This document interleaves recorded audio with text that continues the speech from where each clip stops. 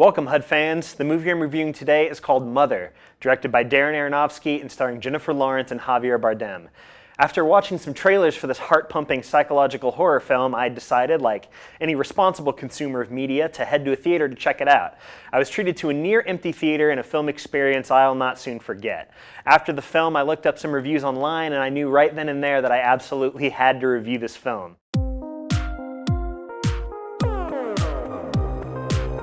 Elephant in the room first. Mother is tanking hard. With an abysmal weekend box office poll of only 7.5 million and a near universal audience disapproval, it's safe to say that Mother is one of the biggest flops of the year. The film even received the dreaded F audience ranking on cinemascore.com, a feat achieved by only 19 films since 1986. Why? Well, firstly, the film had the unfortunate displeasure of competing with Stephen King's It, a massively successful film in its genre. However, I believe the movie's failure can be attributed most prominently to a near Wii U level marketing disaster. Contrary to what every piece of promotional material for Mother would lead you to believe, the film is not actually a heart-pumping psychological horror movie. Instead, it's a slow-paced, surrealist art house film. The trailers in the film are so different in tone, I would even go so far as to say that Paramount's marketing strategy was to actively trick moviegoers into paying to see a film they knew nobody would want to see otherwise. If this is the case, I can kind of understand Paramount's position. Mother is not a film I can recommend to anyone in good conscience. It's incredibly slow, unnecessarily cryptic, and sickeningly disturbing. I gotta admit though, I kinda love it though. I'll tell you why. First off, the film is very well executed from a technical perspective. The shot composition is varied and interesting, and the set design is beautiful and memorable. These elements alone help even out the slower parts of the film, as there's always something interesting to look at. The visual style evokes this soft, dreamlike feeling throughout most of the film, which is then warped and twisted into a feverish nightmare by the end, to great effect. Even walking out of the theater felt like waking up from a particularly long dream, which I'm sure was the intended effect.